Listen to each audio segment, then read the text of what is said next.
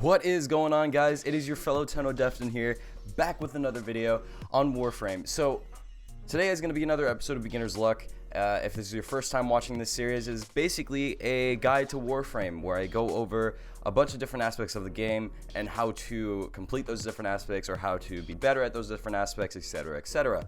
So without further ado, let's get right into the video. So as you read from the title, we are going to be going over how to farm Kuva. And I did make a video about this a while ago, but I took it down since because I wanted to actually make a better one, because I felt like that one was not up to par, especially with my content now. So what I'm going to do is I'm going to teach you guys how to farm Kuva, where to get it, what Warframes you should bring, etc, etc. You have to complete the War Within, first of all. The War Within must be completed in order to farm Kuva, obviously, because you wouldn't know what Kuva is if you didn't complete the War Within. Or maybe you did, maybe you saw, some of the new weapons or something like that, and you're like, oh, I want this, but how do I get it? Well, you have to complete the War Within.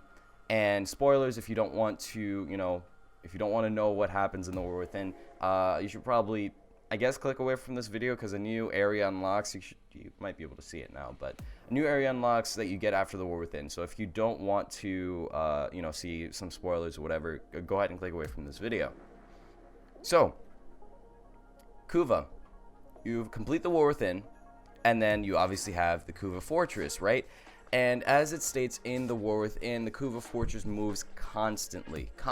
It keeps on moving around, and it's very hard to pinpoint.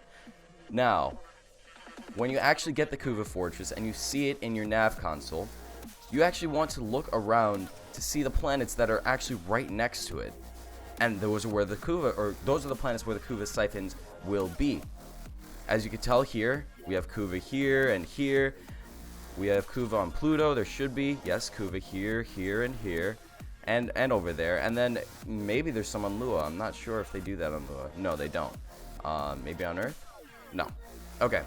So just try and look around the planets that are closest to the Kuva Fortress.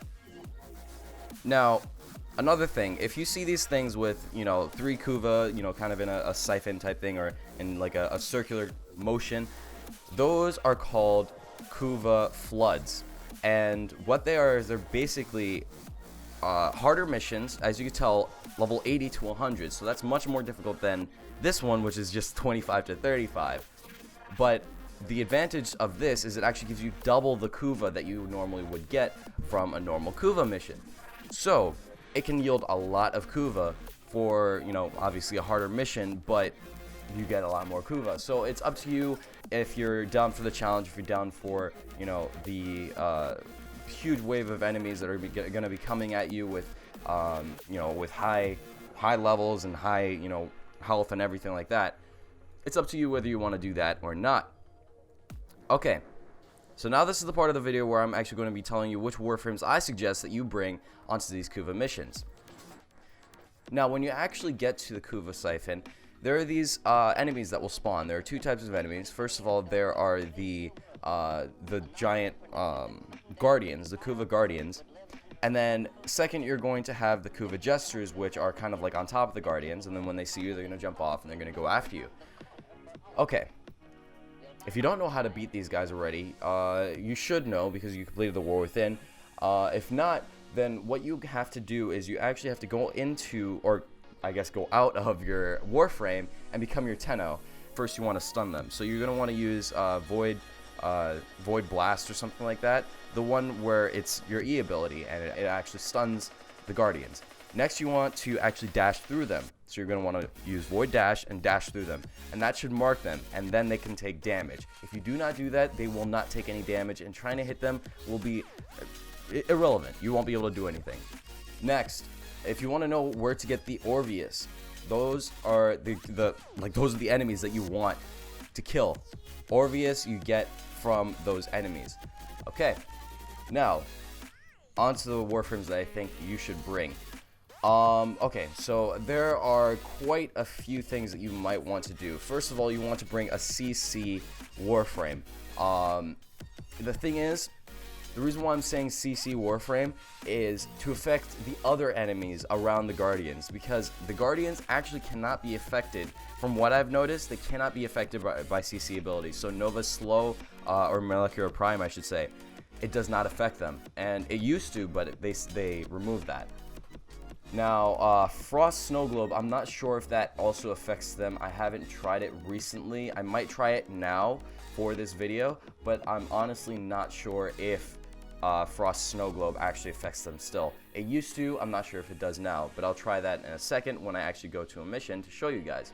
Now, one thing that I would definitely recommend is bringing a Warframe that can last for a long time. So I would suggest using a Limbo to actually, stay in the void or something like that, or using an Inaros to stun those jesters and kill them and then get your health back, or some type of Warframe that can actually survive for a really long time. Even a Necros with his augment, the augment for his ult. That might even work as well. A Rhino could work possibly if you're, if you have the right build for him. Also, healing frames, caster frames like Trinity. Trinity could be very good, not only to yourself, but to also your other teammates. So you should try and bring her as well. Valkyrie is another really great choice. She is basically invincible in her ult, and then also she does a lot of damage. So what you can actually do is you could activate her ult, you could go into your Tenno. I'm not sure if the ult still stays after you go into your Tenno. I don't think it does. But leave her in a spot where she won't get hit. Go into your Tenno, attack those Guardians, and then go back into your Valkyrie, kill them, and you're good to go. Another good Warframe to use is actually Wukong, because if you have the right build on him, once again, he can literally be invincible and not die. So what you can actually do is use Wukong and basically just run around, do whatever, and kill the enemies without having to worry about getting killed. So those are all of my suggestions. So now what we're going to do is we're actually going to go ahead and go into a mission. I'll show you what the Kuva siphons look like. I'll show you what the prompt looks like, and we'll be good to go. All right, so I will see you guys in that mission. Okay, so I'm seeing Kuva enemies, so that means the Kuva siphon is somewhere nearby. Oh, there it is. It's right over there. So in order to actually get the Kuva, you see that little thing that's coming this way? What you want to do is you want to get inside of your Tenno, and you want to actually dash through it. And that will give you the Kuva, or that will actually destroy one of the braids for the Kuva siphon. And there are 4 braids that you have to destroy. So as you can tell, there's 1, 2, 3 left. Now there's, so that means we destroyed one of the braids. Now the objective is to try and find this other one. Okay, somebody already got it.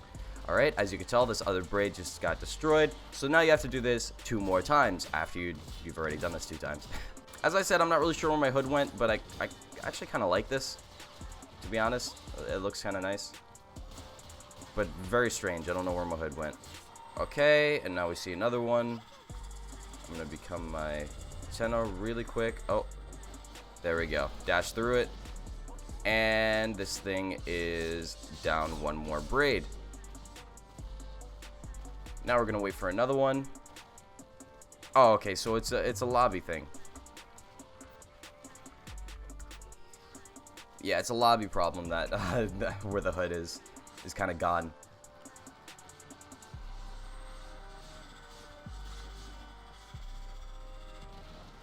Oh, somebody got it. There we go. And of course, with no hood, you don't get to see what or the amount of Kuva that I actually got. I have no idea where we're supposed to go. I have no idea where the enemies are. But I'm just gonna press M. I'm gonna use this map really quick, and then we're gonna finish the mission, and I'll show you how much Kuva I actually got.